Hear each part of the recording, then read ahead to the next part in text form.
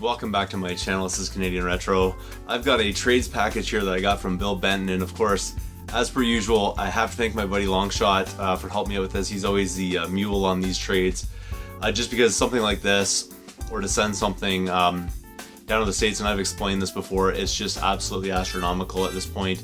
Probably would have cost me about 40 or 50 bucks almost to send the things that I was sending to him, and it isn't even that big of a package or weigh that much. It's just Canada's Post prices have pretty much gone through the roof and destroyed any chances of doing reasonable trades like one-to-one kind of thing for me, and nothing I can do about that. But luckily I have Longshot looking out for me, and when he goes down to the States, he'll take a few things down with him for me and send them off to people and pick up packages and whatnot for me, and I'm ever so grateful for that.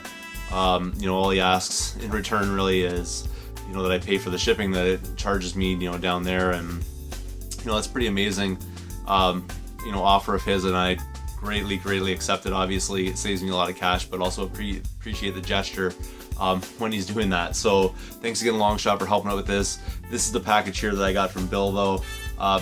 Nicely, just want to make sure I don't give away anybody's address here. Nicely packaged up here, that's for sure, and lots of paper sort of thrown in to keep everything nice and snug. So I really appreciate that when people are sending packages, they do it right. So I'll dig in here, like I said, paper, more paper. I see something here already that I don't recall being in our trade, so this was something that he threw in. I think I don't know if there's a note or anything in here. I don't see one, so I'll just assume that this was not typically part of it, but it's a Falco amiibo. Or Captain Falco rather, amiibo. I didn't have this one already. You can see down here I have a few. I haven't even try to sort of right down here. I have a few, but I have not really gotten into really collecting a ton of these ones. I haven't really seen this one out in the wild though, so that's pretty cool right there, and I'm pretty happy to add that one to the collection. Pretty neat right there. One day I think I'll get around to actually opening up these amiibos. I haven't even gotten around to that yet, just been really busy down here in the retro dungeon, so still cool nonetheless. And thanks a lot, man. I wasn't really expecting that. It's pretty much mind blown already, and haven't even gotten into this yet, so thanks again, man. Moving on, just one item at a time here. Let's see what we got here. A couple of NES games. I do remember trading for this one. It's Mystery Quest, which I did not have in my collection. Really good shape, and looks pretty clean to me, so really appreciate that when people send me clean stuff, and label looks wonderful on it, and really happy to do trades for NES games, that's for sure. Just don't really see a lot of them out in the wild, so nice to find that one.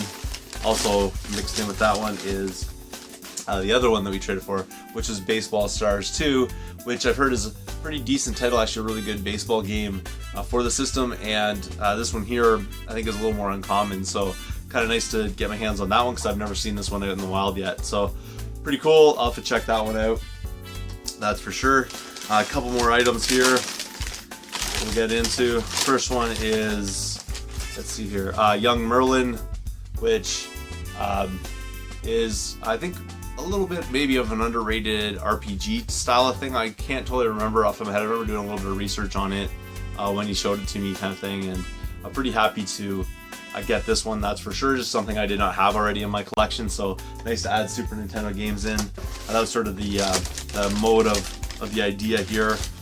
And let's see here, something that, oh, a little sticky there, but Kirby's Dream Course, which I believe was the one that we traded for. I thought it was Avalanche, but I'm not totally certain about that. I'll have to go back and take a look. I'm pretty sure it was a Kirby game though. I'm looking for Kirby games all over the place basically, because I don't really have a whole ton of them. I'm missing the one on the NES, which I really want to get my hands on, but there's lots of different Kirby games out there that I would love to get in my collection as well, and Kirby's Dream Course seems like a pretty interesting one, so happy about that.